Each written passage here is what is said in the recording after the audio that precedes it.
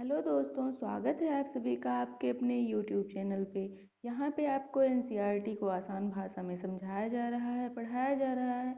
और इसी क्रम में एनसीईआरटी के पहले चैप्टर के वीडियो को अपलोड कर दिया गया है। और अभी आज हम देखेंगे कि एनसीईआरटी का जो सेकंड चैप्टर है, पॉलिटी की एनसीईआरटी 11th क्लास की, यहाँ पे भारत का संविधान, सिद्धांत और व्यवहार के बारे में पढ़ाया जा रहा है। और इसी क्रम में यहाँ पे आज सेकंड चैप्टर को पूरा करने की कोशिश की जाएगी। पहले चैप्टर के वीडियो को अपलोड कर दिया गया है, आप जाके उसको देख सकते हैं। और उस पर अपना कमेंट कीजिए, अगर आपको अच्छा लगता है तो लाइक कीजिए, अपने दोस्तों के साथ शेयर कीजिए। और हाँ, चैनल को सब्सक्राइब भी कीजिए। अगर आप चाहते हैं कि आपको इसी तरह से वीडियो मिलते रहें तो चैनल को सब्सक्राइब जरूर कीजिए। अब देखते हैं कि चैप्टर 2। तो चैप्टर 2 में भारतीय संविधान में अधिकारों के बारे में बताया गया है।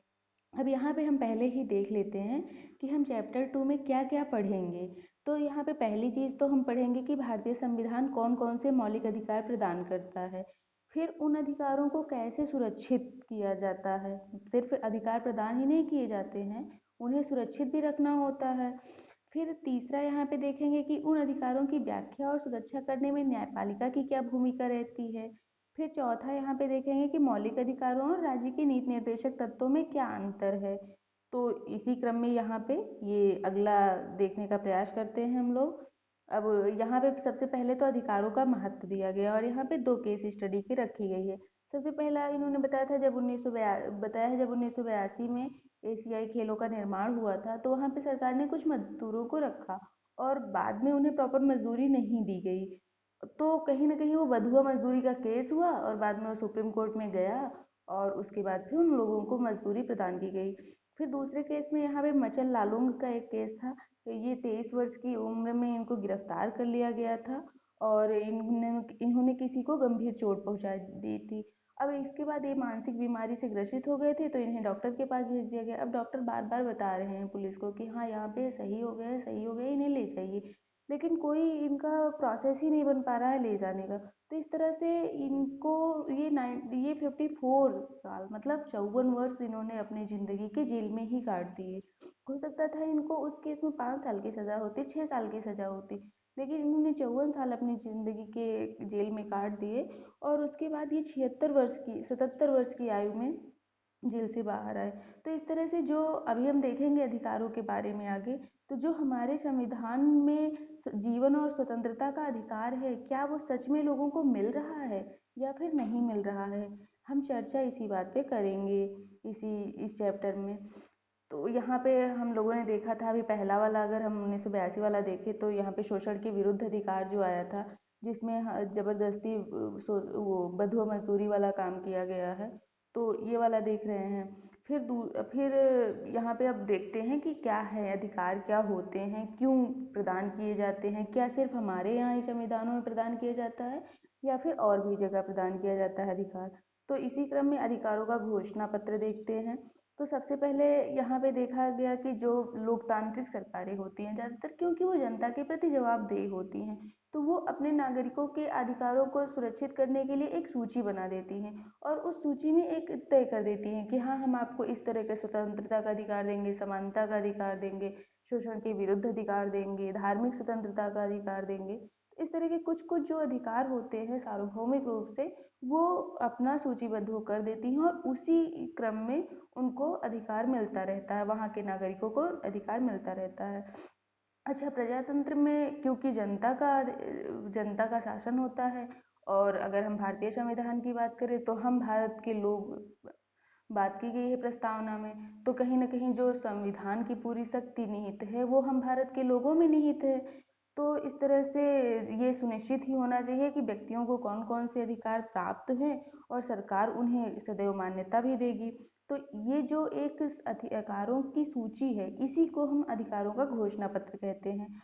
अब बात यह आ जाती है कि संविधान नागरिकों के अधिकारों को किससे संरक्षित करता है, कौन है जो नागरिकों के अधिकारों का उल्लंघन कर रहा है। तो अगर हम ऊपर के उदाहरण से समझें तो कभी कभी होता है कि सरकार स्वयं कर रही होती है उन नागरिकों के अधिकारों का उल्लंघन, और कभी कभी होता है कि कोई निजी व्यक्ति कर रहा होता है, कोई निजी संस्था कर रही होती है।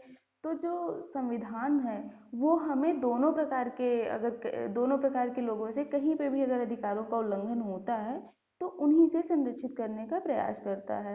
अगर बात भारतीय संविधान की जाए तो भारतीय संविधान में मौलिक अधिकारों की सूची को शामिल किया गया है, और ये आर्टिकल 12 से लेकर 35 तक का बताया गया है उसी के बीच में। अब अगर हम देखें कि कल के चैप्टर में हम लोगों ने देखा था कि भारत के संविधान को सबसे बड़ी प्रेरणा उसके राष्ट्रीय आंदोलन से मिली है। तो यहाँ पे 1928 में ही जब मोतीलाल नेहरू ने नेहरू रिपोर्ट प्रस्तुत की थी, तो वहीं पे एक अधिकारों के घोषणा पत्र की शुरुआत कर दी थी।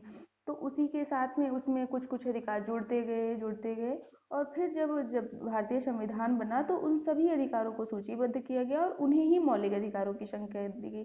अच्छा, मौलिक अधिकार इतने ज़्यादा मौलिक होते हैं, मतलब इतने ज़्यादा इम्पोर्टेंट होते हैं कि सरकार भी उनका उल्लंघन ना कर सके। अभी हमने देखा है कि चाहे वो सरकार हो या फिर निजी व्यक्ति हो, उनका उल्लंघन नहीं किया जा सकता है। फिर अच्छा, दो तरह के अधिकार होते हैं, एक तो सामान्य अधिकार होते हैं, उनको कानूनी अधिकार भी हम लोग बोल सकते हैं, और एक मौलिक अधिकार होते हैं। सामान्य अधिकार होता है तो सरकार सामान्य कानून बना के आपके अधिकारों का हटा सकती है, आपके अधिकारों को कम ज़्यादा कर सकती है। लेकिन अगर मौलिक अधिकारों में कुछ भी संशोधन करना होता है तो उसमें तो ऐसे बहुत विवाद है, पर इसमें है कि सरकार को संविधान संशोधन करना पड़ेगा। और अभी जब हम लोग संशोधन की प्रक्रिया पे पहुंचेंगे तो पता चलेगा कि संविधान संशोधन करना जटिल होता है, जबकि कानूनों में संशोधन करना आसान होता है सरकार के लिए। तो यहाँ पे इसीलिए इन अधिकारों को मौलिक अधिकार कहा जाता है। और मौलिक अधिकार के जो रोकने का, अगर कोई मौलिक अधिकार का हनन कर रहा है, चाहे वो कार्यपालिका हो या फिर विधायिका हो या फिर कोई निजी व्यक्ति भी हो, तो इसको रोक कि हमारा मौलिक अधिकार का हनन न हो सके, इसको रोकने की शक्ति और इसका उत्तरदायित्व न्यायपालिका के पास ही है। और यहाँ पे लेकिन ऐसा नहीं है कि हमें कुछ भी मौलिक अधिकारों के रूप में मिल गया है। सरकार मौलिक अधिकारों के प्रयोग पर औचित्यपूर्ण प्रतिबंध भी लगा सकती है। अब हम देखते हैं कि क्या क्या अधिकार मिले हैं हमारे संविधान में। तो यहाँ पे ये देखिए, भारत का संविधान है। अब इसमें सबसे पहला है समता का अधिकार। समता का अधिकार के तहत कौन कौन सा अधिकार है? अच्छा, समता का अधिकार इसमें तो नहीं दिया गया है। जब आप लक्ष्मीकांत पढ़ेंगे या फिर कोई स्टैंडर्ड बुक पढ़ेंगे तो आपको वहाँ पे पूरा अनुच्छेद सहित भी दिया जाएगा। और ये चैप्टर, अधिकारों वाला चैप्टर, इतना इम्पॉर्टेंट है कि हम आपको बता रहे हैं, चाहे वो यूपीएससी का पेपर हो या फिर स्टेट सिविल सर्विसेज का पेपर हो, हर जगह पे पूछा ही पूछा जाता है। डायरेक्ट ही क्वेश्चन आते हैं, इनडायरेक्ट की तो बात ही छोड़ दीजिए, इनडायरेक्ट तो आते ही आते हैं। अब हम कल से कोशिश करेंगे, सोच रहे हैं हम भी, कि हम आपको इसमें साथ पढ़ाने के साथ साथ हम आपको क्वेश्चंस भी दिखाएंगे कि इस चैप्टर से यूपीएससी के कौन से क्वेश्चन कहाँ से आए हैं, इस टॉपिक से कितने चैप्टर आए हैं, इस टॉपिक से कितने क्वेश्चन आए हैं यूपीएससी में। और फिर आप इस एनसीईआरटी का रेलिवेंट तभी आप ज़्यादा सही तरीके से समझ पाएंगे। अब इसमें देखिए, समता का अधिकार दिया गया है। ये अनुच्छेद 14 से 18 के बीच में बताया जाता है समानता का अधिकार। तो पहला है, होता है इसमें कानून के समक्ष समानता। फिर है कि कानूनों का समान संरक्षण। अभी हम आगे इसको डिस्क्राइब कर सकते हैं, करके देख लेंगे, या फिर जब हम लक्ष्मीकांत वाली सीरीज स्टार्ट करेंगे तो उसमें ज़्यादा सही तरीके से देख लेंगे। क्योंकि ज़्यादा डिस्क्राइब करने पे होता क्या है कि वीडियो बहुत बड़ा बन जाता है, और फिर आप बोर होने लगते हैं कि नहीं नहीं समझ नहीं आ रहा है, और देख के ही फिर छोड़ देते हैं कि मन नहीं करता।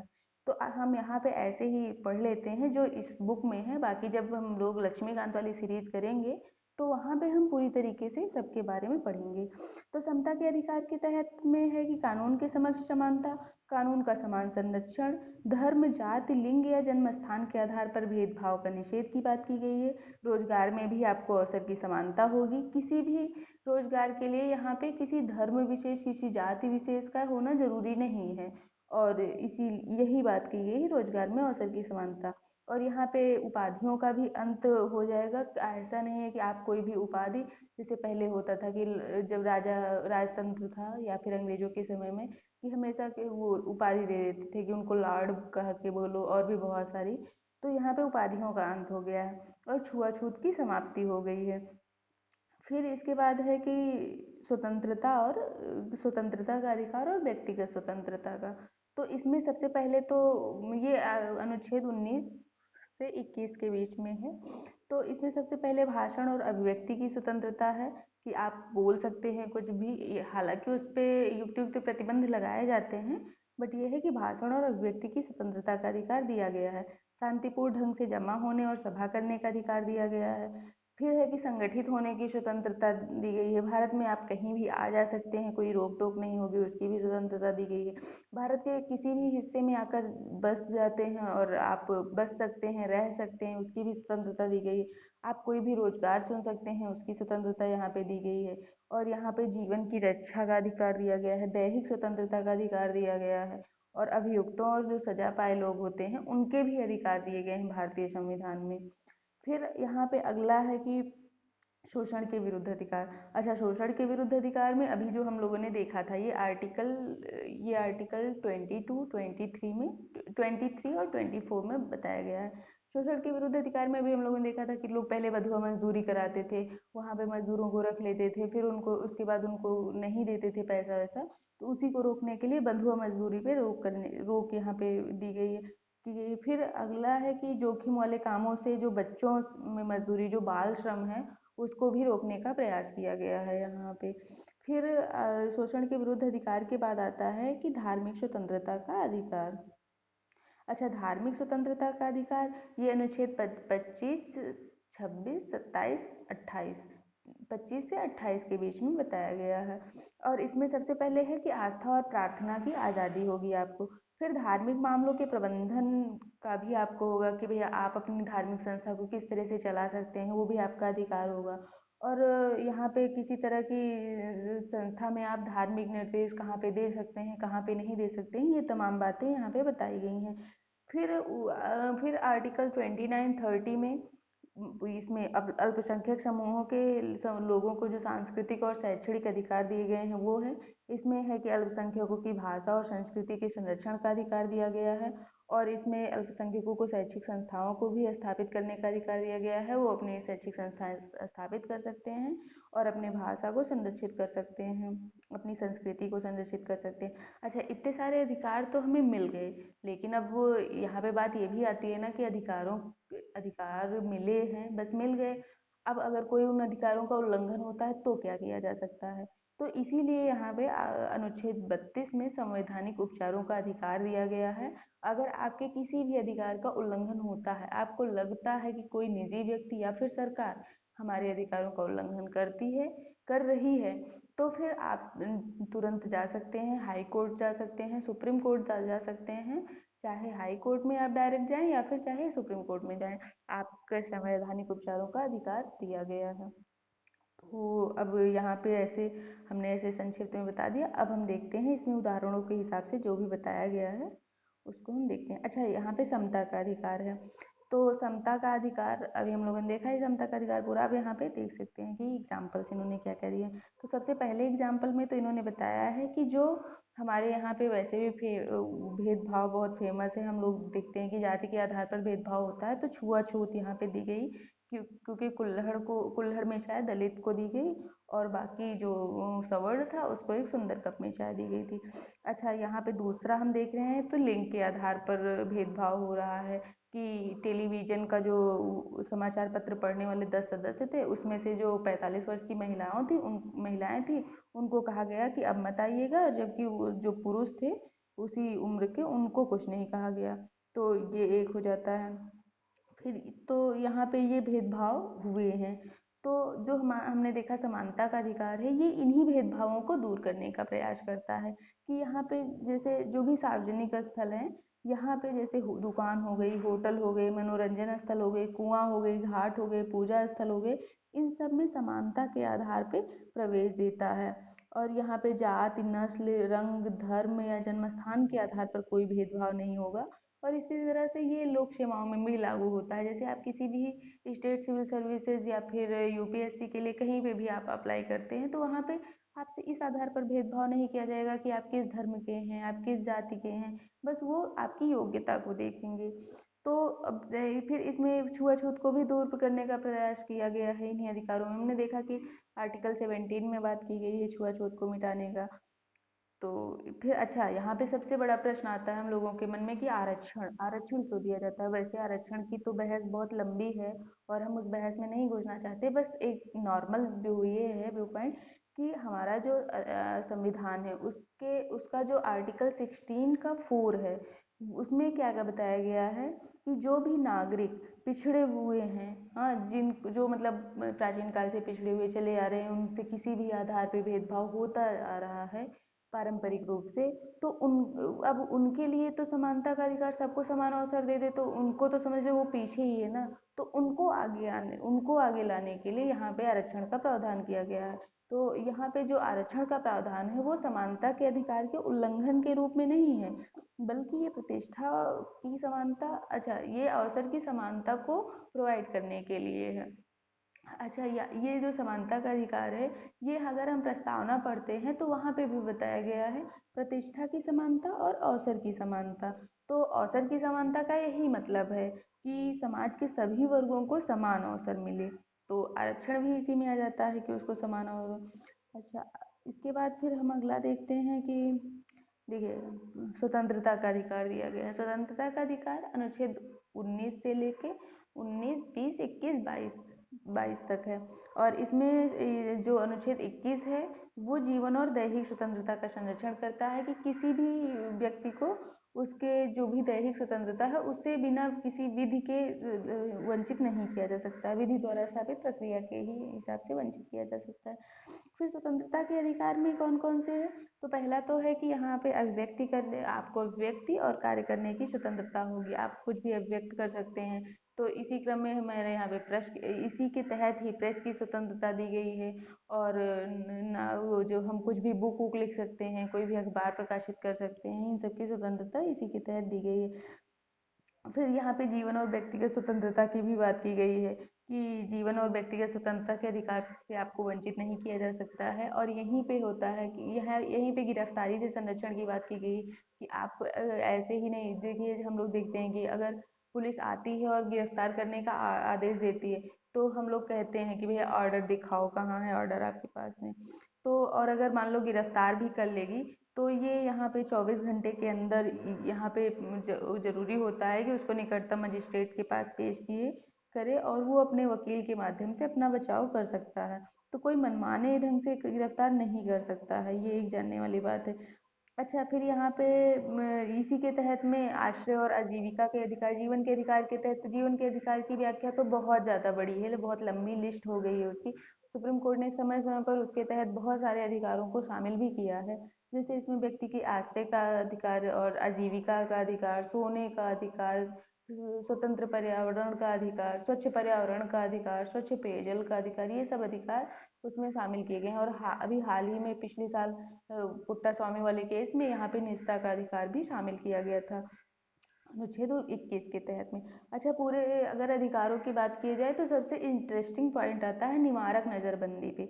अब निवारक नज़रबंदी क्या है? निवारक नज़रबंदी का सीधा सा फंडा है कि जैसे हम लोग नॉर्मली बोलते हैं कि prevention is better than cure, तो इसमें पुलिस सेम काम करती है। अगर पुलिस को लगता है कि फलाना व्यक्ति अपना कुछ भी कर सकता है, दंगे भड़का सकता है, किसी भी तरह से लॉ एंड ऑर्डर खराब कर सकता है, तो उसको उठा के फटाक से जेल में डाल सकती है। अब वहाँ पे है कि उन वहाँ अभी हम लोगों ने ऊपर देखा कि अगर कोई पुलिस गिरफ्तार करती है तो सबसे पहले उसके पास गिरफ्तारी वारंट होना चाहिए।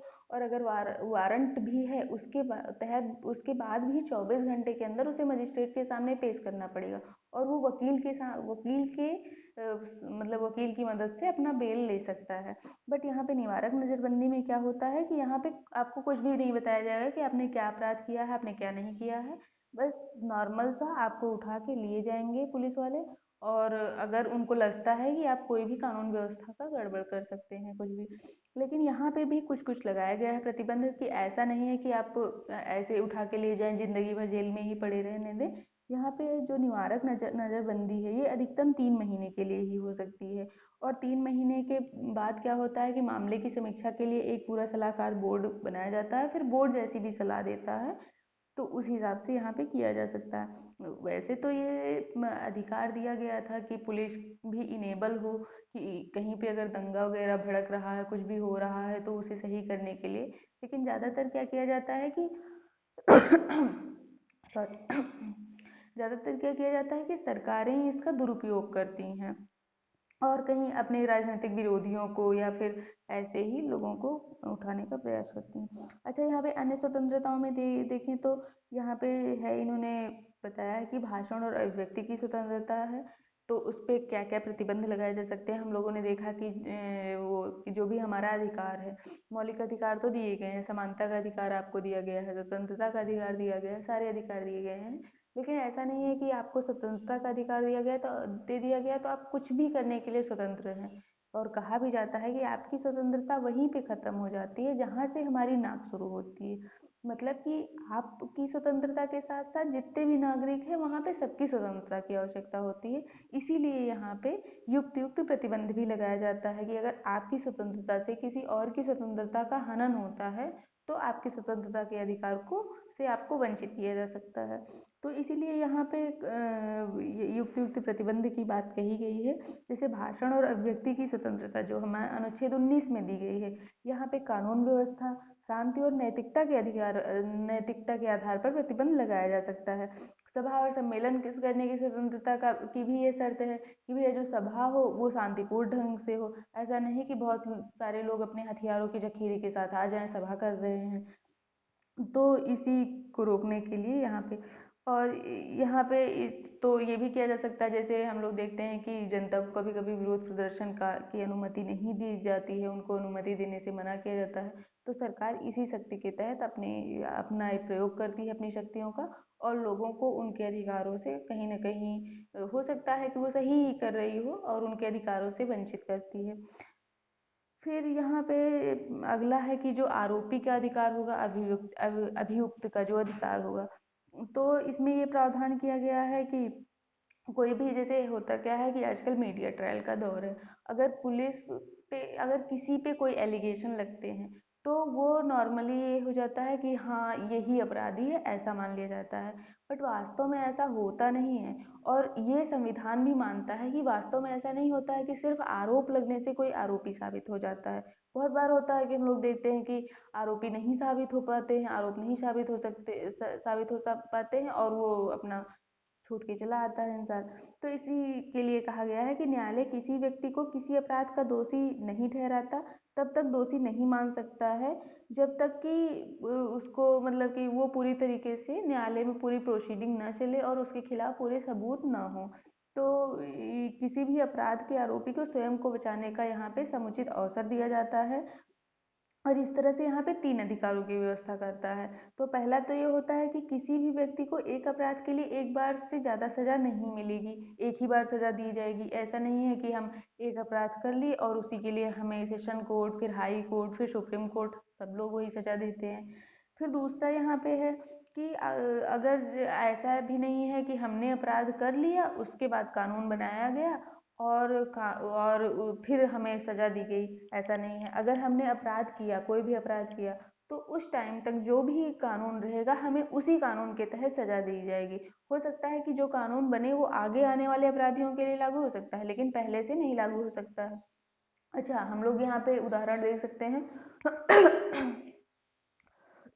सॉरी हम लोग यहाँ पे उदाहरण देख सकते हैं कि निर्भया वाले केस के मामले में, जो इतना चर्चित मामला था, तो हम लोगों ने देखा कि वहाँ पे एक आरोपी बरी हो गया।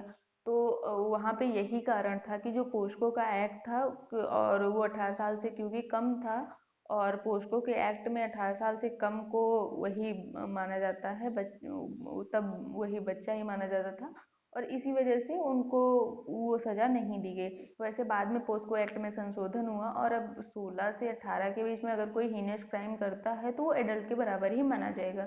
लेकिन हम लोग वहाँ पे देखते हैं कि वहाँ पे ऐसा नहीं हो पाया, तो वो इसी की वजह से नहीं हो पाया था। अच्छा, यहाँ पे ये है कि तीसरा ये भी है कि किसी को आप ज़बरदस्ती नहीं कह सकते कि आप अपने विरुद्ध साक्ष्य दीजिए, अपने विरुद्ध बयान दीजिए।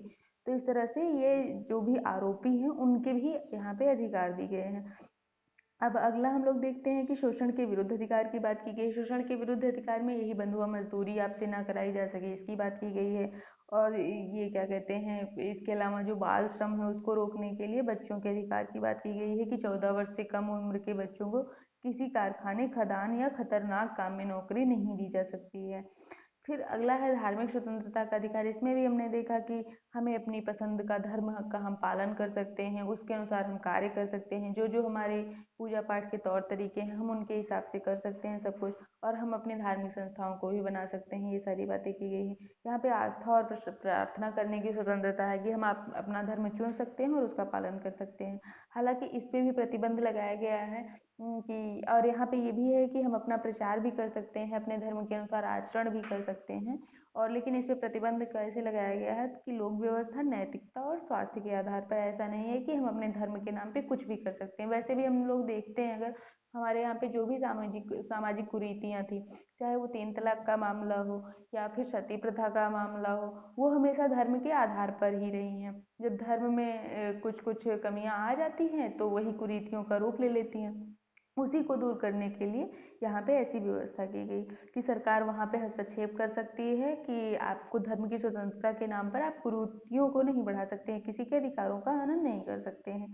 फिर इसी में है कि सभी धर्मों की समानता की भी बात की गई है कि भारत का कोई भी राजकीय धर्म नहीं है। किसी भी संवैधानिक पद पे पहुंचने के लिए आपको किसी धर्म विशेष का होना जरूरी नहीं है। और किसी भी सरकारी नौकरी में नियुक्ति के लिए भी आपको न तो किसी आपका धर्म नहीं देखा जाएगा। और इस तरह से जो वो स्कूल हैं सरकार के द्वारा जो चलाए जा रहे सरकारी स्कूल है, वहाँ पे किसी धर्म विशेष की शिक्षा नहीं दी जाएगी और न उसे उसमें प्रवेश के लिए किसी धर्म के विशेष के लोगों को वरीयता दी जाएगी। फिर अगला हम लोग देखते हैं कि सांस्कृतिक और शैक्षिक अधिकार भी दिए गए हैं हमारे यहाँ पे, क्योंकि हम लोग देखते हैं कि भारत एक विविधतापूर्ण देश है। भारत में तरह तरह के लोग, हर बहुत तरह के धर्म के लोग, बहुत तरह के जाति के लोग पाए जाते हैं यहाँ पे, मतलब रहते हैं। और यहाँ पे तो उन कहीं पे हो सकता है कि अल्पसंख्यक हो वहाँ पे, हाँ वहाँ पे बहुत बड़ी बहुसंख्यक जनसंख्या हो, उसमें कुछ कुछ लोग हों, जैसे हमारे यहाँ पे जैन हैं, पारसी हैं, बौद्ध हैं, ये सब लोग अल्पसंख्यक के रूप में आते हैं। वैसे 6 अल्पसंख्यक समूहों के बारे में बताया गया है, उस पर हम बाद में चर्चा करेंगे कभी। तो कहीं ना कहीं विविधता जो है वो हमारे समाज की बहुत बड़ी मजबूती है। और इसी विविधता को बनाए रखने के लिए ये जो सांस्कृतिक और शैक्षिक अधिकार दिए गए हैं, बस इसी विविधता को संरक्षित करने का यहाँ पे काम किया गया है। और यहाँ पे ये है कि केवल धर्म के आधार पर ही आप अल्पसंख्यक नहीं हो सकते हैं, बल्कि भाषा के आधार पर, संस्कृति के आधार पर भी अल्पसंख्यक माना जा सकता है। अच्छा, ये क्वेश्चन पिछली बार यूपी पीसीएस के प्रीलिम्स में आया था कि किसके आधार पे अल्पसंख्यक को माना जाता है, वहाँ पे कुछ कुछ दिए गए थे। कल से हम कोशिश करेंगे कि आपको क्वेश्चंस भी हम प्रोवाइड करा सकें, जो भी चैप्टर पढ़ा रहे हैं उस चैप्टर से रिलेटेड। फिर यहाँ पे है कि अल्पसंख्यक क्या होता है। अल्पसंख्यक एक समूह होता है, उनकी अपनी एक भाषा और धर्म होती है, और जिस क्षेत्र में वो रहते हैं वहाँ पे उनकी संख्या बहुत कम होती है, तो उनको अल्पसंख्यक माना जाता है। अच्छा, इनको अपनी भाषा, लिपि और संस्कृति को सुरक्षित रखने का अधिकार होता है। ये अपने शिक्षण संस्थान भी खोल सकते हैं, और यहाँ पे शिक्षण संस्थान को जो वित्तीय अनुदान दिया जाएगा तो उसमें सबको दिया जाएगा जो भी सरकार के नियम होंगे वो सबके लिए समान होंगे, ऐसा नहीं है कि इनके। फिर अगला आता है कि संवैधानिक उपचारों का अधिकार। अच्छा, ये संविधान के लिए बहुत इंपॉर्टेंट है। अगर यही ना हो तो जो हमने ऊपर इतना मौलिक अधिकारों की सूची पढ़ी बहुत अच्छे अच्छे, उनका कोई वजूद नहीं है, क्योंकि कोई भी उल्लंघन करके हमारे अधिकारों का चला जाएगा, हमें पता ही नहीं चलेगा कि हम क्या करें, कुछ मतलब काम ही नहीं हो पाएगा। तो इसीलिए जो संवैधानिक उपचारों का अधिकार है ये बहुत ही इंपॉर्टेंट है। हाँ, तो यहाँ पे है कि अच्छा, डॉक्टर भीमराव अंबेडकर ने इसे संविधान के हृदय और आत्मा की संज्ञा दी। और ये मतलब समझिए कि आप छोटे से पेपर से लेके बड़े से पेपर तक का, इस यूपीएससी से स्टेट पीसीएस, टीजीटी, पीजीटी, जितनी भी चीज़ें हैं, टेट, सुपर टेट, इस सब में ये क्वेश्चन पूछा गया है किसी न किसी रूप में। UP PCS, MP PCS, Bihar PCS, हर जगह पे तो आप इसे ध्यान से देख लीजिए कि जो संवैधानिक उपचारों का अधिकार है इसे डॉक्टर अंबेडकर ने संविधान के हृदय और आत्मा की संज्ञा दी है। अच्छा, इसमें है कि हर एक नागरिक को अधिकार प्राप्त होता है कि अगर उसके ऊपर जो भी मौलिक अधिकार दिए गए हैं उनका उल्लंघन होता है तो वो सीधे उच्च न्यायालय या फिर सर्वोच्च न्यायालय में जा सकता है। और सर्वोच्च न्यायालय और उच्च न्यायालय क्या होता है कि यहाँ पे कुछ कुछ रेट जारी करता है। तो पहली रेट क्या है, यहाँ पे बंदी प्रत्यक्षीकरण है कि अगर किसी को भी वो बंदी बनाया जाता है या फिर किसी को गिरफ्तार किया जाता है, तो अगर तो यहाँ पे न्यायालय के समक्ष प्रस्तुत करना जरूरी है। फिर परमादेश कब दिया जाता है, तो इन्होंने बताया कि अगर कोई सार्वजनिक पदाधिकारी है और वो अपने दायित्वों का पालन नहीं कर रहा है, तो उस और इससे किसी के मौलिक अधिकार को प्रभावित होंगे तो हो रहे हैं, तो वो सुप्रीम कोर्ट जाएगा या फिर हाई कोर्ट जाएगा। तो हाई कोर्ट और सुप्रीम कोर्ट वहाँ पे फरमादेश देगा कि भैया ऐसा है कि इनके मौलिक अधिकारों का हनन ना करो, या फिर जो भी कार्यवाही का होगा उचित कार्यवाही वो करेगा। अच्छा, निषेध क्या है कि यहाँ पे कोई निचली अदालत होती है जब वो अपने अधिकार क्षेत्र का अतिक्रमण करके किसी मुकदमे की सुनवाई करती है, मतलब जो उसके अधिकार क्षेत्र में नहीं है उसकी भी वो सुनवाई करती है। तो इसे हाई कोर्ट या सुप्रीम कोर्ट यहाँ पे निषेध जारी कर सकता है। अधिकार परीक्षा में ये होता है कि जब किसी न्यायालय को लगता है कि कोई अधिकारी अपने अधिकारों का दुरुपयोग कर रहा है या फिर जो उनके अधिकार नहीं है उससे भी काम कर रहा है, तो वहाँ पे अधिकार परीक्षा आदेश जारी कर दिया जाता है। उत्प्रेषण में ये होता है कि अगर कोई निचली अदालत है, मान लीजिए सेशन कोर्ट है, और वो किसी ऐसे मामले को ले रही है जहाँ पे मतलब जहाँ पे ये है कि वो उसके अधिकार क्षेत्र में नहीं आता है, तो यहाँ पे उत्प्रेषण रेट जारी की जाएगी हाई कोर्ट के द्वारा या फिर सुप्रीम कोर्ट के द्वारा, और इस तरह से वो अपने आप ही मामले को वहाँ से उठा के अपने यहाँ पे कर लेंगी। तो यहाँ पे हमने देखा कि अधिकारों की रक्षा के लिए इन इन संवैधानिक उपचारों के अधिकार की बात की गई है। अच्छा, संवैधानिक उपचारों के अधिकार के अलावा भी यहाँ पे राष्ट्रीय अल्पसंख्यक आयोग है, राष्ट्रीय महिला आयोग है, राष्ट्रीय अनुसूचित आयोग, ये सभी बनाए गए हैं, और ये अल्पसंख्यक महिलाओं, दलितों, इन सबकी वो अपना करते हैं इनके अधिकार का। अच्छा, मानवाधिकार आयोग का भी गठन किया गया है, इसको हम बाद में देखेंगे जब हम लोग संस्थाओं के बारे में पढ़ने लगेंगे, तो मानवाधिकार आयोग देखेंगे। अच्छा, यहाँ पे अगला है कि राज्य की नीति निर्देशक तत्व। अब राज्य के नीति निर्देशक तत्व है क्या? तो यहाँ पे सबसे बड़ी बात ये है कि जो हमारे संविधान निर्माता थे वो बहुत ही अच्छा भारत बनाना चाहते थे, मतलब सपनों का भारत। अब सपनों के भारत के लिए संसाधनों का होना भी जरूरी है। तो संसाधन तो उस टाइम पे इतने थे नहीं, क्योंकि एकदम विभाजन की विभीषिका थी और अंग्रेज एकदम बुरी परिस्थितियों में भारत को छोड़ के चले गए थे। एकदम उस टाइम हमारी इकॉनमी इतनी कम हो गई थी, लोगों के पास नौकरियां नहीं थी, बहुत सारी प्रॉब्लम्स थी। तो इन्होंने एक तो अधिकार दे दिए कि मौलिक अधिकार, कि हाँ हाँ ये मौलिक अधिकार होंगे। इसके अलावा इन्होंने सरकार को कुछ निर्देश दिए कि आने वाली जो भी सरकारें हैं वो भारत में कल्याण के लिए, भारत को सपनों का भारत बनाने के लिए क्या कैसे कैसे निर्देशों का पालन करेंगी, और उसी के अनुसार नीतियां बनाएंगी, और इसी को नीति निर्देशक तत्व कहा जाता है। अच्छा, ये एक प्रॉब्लम है कि ये वाद योग्य नहीं है। जैसे हमारे मौलिक अधिकारों का उल्लंघन हुआ, हम डायरेक्ट पहुंच गए हाई कोर्ट, सुप्रीम कोर्ट, और बताया कि भैया सरकार है यहाँ पे हमारे मौलिक अधिकारों का उल्लंघन कर रही है। लेकिन अगर नीति निर्देशक तत्व जो दिए गए हैं वो अगर लागू नहीं किए जाते हैं, तो हम डायरेक्ट नहीं पहुंच पाते हैं सुप्रीम कोर्ट में या हाई कोर्ट में कि यहाँ पे ये नीति निर्देशक तत्व लागू नहीं गए। वो सिर्फ सरकार की नीतियों को निर्देश देने के लिए संविधान में बताए गए हैं। अच्छा, नीति निर्देशक तत्व क्या हैं? तो निर्देशक नीति हम देखते हैं कि नीति निर्देशक तत्व की सूची में तीन प्रमुख बातें हैं। सबसे पहले कि वो लक्ष्य और उद्देश्य क्या होते हैं जो एक समाज के रूप में हमें स्वीकार करनी चाहिए। दूसरी है कि वे अधिकार, मौलिक अधिकारों के अलावा वे कौन से अधिकार मिलने चाहिए हम नागरिकों को। और फिर तीसरी बात कि वे नीतियाँ कौन सी हैं जिन्हें सरकार द्वारा स्वीकार करना ही चाहिए। तो अगर हम लोग नीति निर्देशक तत्व देखते हैं, जैसे हमने ऊपर देखा, तो यहाँ पे तो हमें पता चलता है कि जो भारत के संविधान निर्माता थे उनकी क्या कल्पना थी, भारत को लेकर वो क्या सोचते थे कि आने वाला भारत कैसा हो। तो इन सब नीति निर्देशक तत्वों के बारे में यही सब बताया गया है। फिर यहाँ पे नागरिकों के मौलिक कर्तव्य की भी बात बताई गई है। अच्छा, नीति निर्देशक तत्वों में काफ़ी कुछ है, जैसे जमींदारी उन्मूलन कानून है, या ये हमारा अनुच्छेद 36 से लेके और पूरा 51 तक का है। नीति निर्देशक तत्व, जब हम वही लक्ष्मीकांत वाली सीरीज करेंगे, क्योंकि यहाँ पे जो एनसीईआरटी है वो समझाने के लिए ज़्यादा है, एनालिटिकल पॉइंट ज़्यादा है इसमें। जबकि जैसे लक्ष्मीकांत है, तो लक्ष्मीकांत मेनली क्या होता है कि वो फैक्चुअल इंफॉर्मेशन ज़्यादा देती है। तो एनालिटिकल यहाँ से देख लेते हैं, और जब हम लोग स्टैंडर्ड बुक वाली सीरीज करेंगे तो वहाँ पे देख लेंगे फैक्चुअल इंफॉर्मेशन।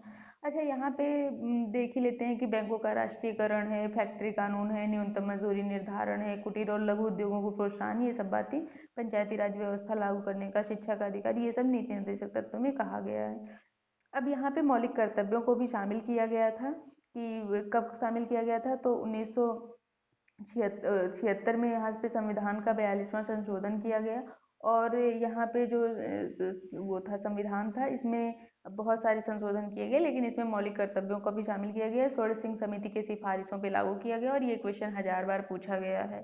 25 जगह के एग्जाम में, हर तरह के एग्जाम में पूछा गया है। फिर यहाँ पे पूरी एक सूची दी गई है कि भैया आपको अधिकार तो मिल गए नागरिक के रूप में, लेकिन आपके कुछ कर्तव्य भी हैं, राष्ट्र के प्रति, समाज के प्रति, अपने प्रति। तो उन सारी बातों को यहाँ पे बताया गया है कर्तव्यों के रूप में। और फिर अगर हम लोग देखें कि आगे चलते हैं, आगे क्या है। अच्छा, नीति निर्देशक तत्वों और अच्छा, यहाँ पे नीति निर्देशक तत्वों की पूरी वो देखी गई है, पूरी वो रूपरेखा प्रस्तुत की गई है। अच्छा, इसमें कौन कौन से हैं, तो सबसे पहले है इसमें देखिए लोगों को कल्याण की बात की गई है, सामाजिक आर्थिक और राजनीतिक न्याय की बात की गई है, उद्देश्य क्या क्या है नीति निर्देशक तत्वों को। दूसरा है कि जीवन स्तर उठाने की बात है, संसाधनों का समान वितरण बात की गई है, अंतर्राष्ट्रीय शांति को बढ़ावा देने के लिए अनुच्छेद 50 में कहा गया है, आर्टिकल 50 में। फिर है कि अच्छा, न्यायालय में दावा नहीं किया जा सकता है इन अधिकारों को, ये हम लोगों ने देख लिया। यहाँ पे पर्याप्त जीवन यापन की बात की गई है कि महिलाओं और पुरुषों को समान कामों की समान मजदूरी हो, आर्थिक शोषण के विरुद्ध अधिकार दिया गया है, काम का अधिकार दिया गया है, बच्चों को मुफ्त और अनिवार्य शिक्षा का अधिकार दिया गया है यहाँ पे। फिर यहाँ पे समान, इससे नीतियाँ कौन कौन सी हम लोग बना सकते हैं, जैसे समान नागरिक संहिता है, मद्यपान निषेध है, घरेलू उद्योगों को बढ़ावा है देने की बात है, जो उपयोगी पशु हैं उनको मारने पर रोक है, ग्राम पंचायतों को प्रोत्साहन है। ये सारी बातें यहाँ पे की गई हैं। अब यहाँ पे होता ये है कि कभी कभी क्या होता है कि नीति निर्देशक तत्व मौलिक अधिकारों से टकरा सकते हैं। एक एक तरफ तो सरकार नीति निर्देशक तत्वों को लागू करने का प्रयास करती है और दूसरी तरफ लोगों के मौलिक अधिकारों का हनन होता है। अब यहाँ पे इनके बीच में लड़ाई शुरू हो गई बहुत बार यहाँ पे। तो सरकार क्या है कि वो नीति निर्देशक तत्वों को करने का प्रयास करती है। फिर लोग न्यायपालिका जाते थे कि हमारे मौलिक अधिकारों का उल्लंघन हो रहा है, तो न्यायपालिका क्या करती थी, वो मौलिक अधिकारों को लागू करने का प्रयास करती थी, तो न्यायपालिका और विधायिका के बीच में कुछ न कुछ संघर्ष वाली स्थिति बन जाती थी। तो यहाँ पे यही बात बताएगी कि वो सरकार ये मानती थी कि नीति निर्देशक तत्व हैं लोक कल्याण के लिए बहुत आवश्यक हैं, और दूसरी ओर न्यायालय ये मानता था कि जो मौलिक अधिकार हैं वो बहुत ही महत्वपूर्ण है, और नीति निर्देशक तत्वों को लागू करने के लिए मौलिक अधिकारों को हनन नहीं किया जा सकता, मौलिक अधिकारों का, और उन्हें प्रतिबंधित नहीं किया जा सकता है। फिर यहाँ पे बहुत ही ज़्यादा जटिल वाद विवाद हुआ, और वो सब हम बता रहे हैं कि जो हम लोग जब वही देखेंगे फैक्चुअल इंफॉर्मेशन के लिए, वो Lakshmikant is the best book, जब वो हम लोग देखेंगे, तो वहाँ पे हम लोग देखेंगे सब कुछ। तो यहाँ पे फिर बाद में होते करते यहाँ पे विवाद पहुंचा जब केशवानंद भारती केस आया 1973 में, और इसमें कहा गया कि नीति निर्देशक तत्वों को लागू करने के लिए आप मौलिक अधिकारों में संशोधन कर सकते हैं, लेकिन यहाँ पे एक आधारभूत ढांचे का सिद्धांत दिया गया, और ये क्वेश्चन भी बहुत बार पूछा गया। मतलब इस चैप्टर से तो इतने ज़्यादा क्वेश्चन आए हैं कि हम आपको क्या बताएं। हम मतलब बहुत ही ज़्यादा क्वेश्चन आए हैं। तो यहाँ पे जो है कि आधारभूत ढांचे का सिद्धांत दिया गया केशवानंद भारती केस में, और इसी तरह से फिर यहाँ पे बताया गया कि आप उस संशोधन कर सकते हैं, लेकिन कुछ ढांचागत विशेषताएं हैं, आप उनमें संशोधन नहीं कर सकते हैं। अभी हम लोग यहाँ पे देखेंगे भी जो अगला अध्याय है 9वां वाला कि संविधान एक जीवंत दस्तावेज, तो उसमें हम इन चीज़ों को पढ़ेंगे। अब यहाँ पे हम लोगों ने देखा कि जो भी अधिकार हैं मौलिक अधिकार, इसमें स्वतंत्रता भी निहित है और समानता भी निहित है। और 1950 से अगर हम लोग देखें तो न्यायपालिका ने बहुत महत्वपूर्ण भूमिका निभाई है। जैसे अनुच्छेद 19 का उन्होंने बहुत सारा विस्तार किया है, उसमें शामिल किया है चीज़ों को। अनुच्छेद 21 में जीवन के अधिकार के तहत तो उन्होंने काफ़ी चीज़ें प्रदान की हैं, चाहे वो स्वच्छ पर्यावरण का अधिकार हो, या फिर सोने का अधिकार हो, या फिर जीवन जीने का अधिकार हो, कोई भी अभी हाल ही में जो हमारा निजता का अधिकार शामिल किया गया, राइट टू प्राइवेसी। तो इस तरह से हम लोगों ने यहाँ पे देखा कि क्या क्या मौलिक अधिकार हमें प्रदान किए गए हैं, उन मौलिक अधिकारों को का हम कैसे प्रयोग कर सकते हैं, सरकार उन पे क्या क्या प्रतिबंध लगा सकती है, किस किस आधार पे प्रतिबंध लगा सकती है, इन सारी बातों को हमने देखा है। और ये भी देखा कि नीति निर्देशक तत्वों और मौलिक अधिकारों में कभी कभी जब विवाद उत्पन्न हो जाता है तो किस तरह की परिस्थितियाँ उत्पन्न होती हैं। तो इस तरह से ये चैप्टर कंप्लीट हुआ। अब मिलते हैं हम लोग नेक्स्ट वीडियो में, और आप देखते रहिए। आपको जैसा भी लगे, आपको कहीं पे भी अगर इम्प्रूवमेंट की ज़रूरत लगती है तो आप ज़रूर बताएं, कमेंट सेक्शन में अपनी राय ज़रूर रखें। आपको लगता है कि कुछ और चीज़ों को शामिल किया जाना चाहिए तो आप कमेंट सेक्शन में ज़रूर बताएं। इसके अलावा अगर आपको अच्छा लगता है वीडियो देखना तो वीडियो को लाइक करें, और चैनल को सब्सक्राइब करना ना भूलें, जिससे कि नोटिफिकेशन बेल भी दबाएं, जिससे कि अगला वीडियो जब भी हम अपलोड करें तो आपको तुरंत ही उसका नोटिफिकेशन मिल जाए। बाकी आप अपना ध्यान रखिए। Take care, bye bye.